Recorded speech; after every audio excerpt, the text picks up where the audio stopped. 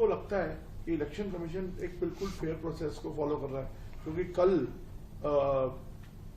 उन्होंने तेजस्वी यादव ने कोई प्रेस कॉन्फ्रेंस करके दिखाया कि मेरा नाम वोटर लिस्ट में नहीं है, फिर इलेक्शन कमीशन ने कहा इनका नाम वोटर लिस्ट में है, शायद उनके उसको फिर दोबारा तलब किया गया कि उसको वेरीफाई करेंगे। तो इस संशय की स्थिति को आप कैसे देखते हैं? संशय की स्थिति बनाने का काम कौन कर रहा है? यही विपक्ष के लोग कर रहे हैं।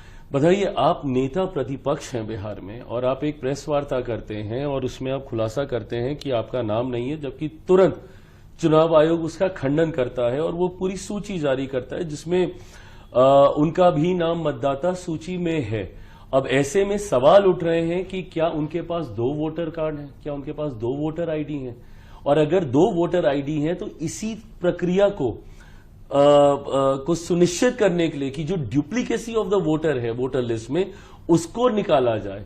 तो अगर नेता प्रतिपक्ष के पास ही 2 वोटर आईडी कार्ड है तो ये तो बहुत चिंता वाली बात है ना। और इसी चिंता को, जो कि चुनाव आयोग की भी रही है और जो कि विपक्ष की भी रही है, ताजुब मुझे तब होता है कि जिस प्रक्रिया पे आप सवाल उठा रहे हैं, जिस वोटर लिस्ट के ऊपर आप सवाल उठाते थे, डुप्लीकेसी ऑफ द वोट को लेकर ही आप सवाल उठाते थे, बट वो तो आप खुद ही कर रहे हैं। और अगर एक नेता प्रतिपक्ष के पास 2 वोटर आईडी हैं तो इससे बड़ी चिंता की बात और कोई हो नहीं सकती है। और इस प्रक्रिया के माध्यम से उसी को फिल्टर आउट करने का कार्य चुनाव आयोग कर रहा है। जरूरत है। अब हम देखते हैं 3 यंग लीडर्स, चिराग पासवान आगे रहते हैं, उधर तेजस्वी हैं, प्रशांत किशोर एक और फैक्टर आ गए हैं।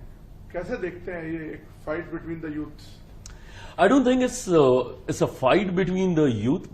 आई थिंक ये लोकतंत्र की खूबसूरती है कि जितने विकल्प जनता के सामने आए, हर यंग नेतृत्व अपनी सोच के साथ जनता के सामने जा रहा है। अंतोगत्वा ये फैसला बिहार की जनता को ही लेना है कि किसकी सोच के साथ वो ज्यादा सहमत है।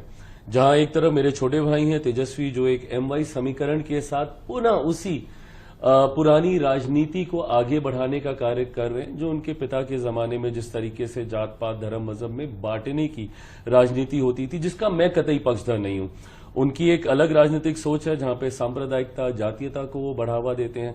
उनके MY समीकरण में जहां M पूरी तरीके से सांप्रदायिकता को बढ़ावा देता है, तो वही जातीयता में बिहारियों को बांटने का प्रयास करता है। वहीं मेरा एक MY समीकरण है जहां मेरे M में महिलाएं हैं और मेरे Y में युवा हैं। लोकसभा का चुनाव मात्र 5 सीटों पे मैंने लड़ा, पर उसमें मैंने अपने MY समीकरण को पूरी तरीके से प्रस्तुत करने का मैंने कार्य किया। 5 में से 4 युवा सांसद हैं मेरे, 2 महिलाएं हैं। नारी शक्ति अधिनियम का पूर्णता पालन मैंने लोकसभा चुनाव के दौरान मैंने करने का कार्य किया। तो ऐसे में अलग अलग विचारधाराएं हैं, अलग अलग सोच है। मैं बिहार फर्स्ट, बिहारी फर्स्ट के साथ बिहार को एक विकसित राज्य बनाने की सोच, विजन के साथ मैं आगे बढ़ रहा हूं। बिहार फर्स्ट, बिहारी फर्स्ट पे मैंने बहुत कार्य किया है। आप बिहार से जुड़ी हुई किसी भी समस्या का जिक्र मेरे सामने करें, उसका समाधान मेरे पास है। कैसे बिहार में हम लोग रेवेन्यू जनरेट कर सकते हैं, कैसे उद्योग लगा सकते हैं, कैसे शिक्षा प्रणाली को हम लोग बेहतर कर सकते हैं, कैसे प्रति व्यक्ति आय को हम लोग बढ़ावा दे सकते हैं, कैसे किसानों की मदद कर सकते हैं, कैसे बाढ़ सुखाड़ से बिहार को हम लोग निजात दिला सकते हैं। इन तमाम विषयों पर मैंने अध्ययन किया है। अभी आपको कौन रोक रहा है सब करने से? अभी तो सरकार में आप पार्टनर हैं, आपका इन्फ्लुएंस है, मैं भी कर सकते हैं ये बात। मैं इसके लिए वो जीतने की जरूरत क्या है दोबारा? मैं पुनः दोहराता हूं कि मैं बिहार सरकार का मैं हिस्सा नहीं, मैं समर्थन कर रहा हूं। और मैं मानता हूं कि उस समर्थन में आज की तारीख में मैं अपनी सोच को मैं शामिल कर सकता हूं, जो ग्रेजुअली अब करने का हम लोग कार्य कर रहे हैं। एक और बात हम लोग को बिहार के लिए समझने की जरूरत है कि एक लंबे समय के बाद बिहार को डबल इंजन की सरकार का लाभ अब मिलने लगा है।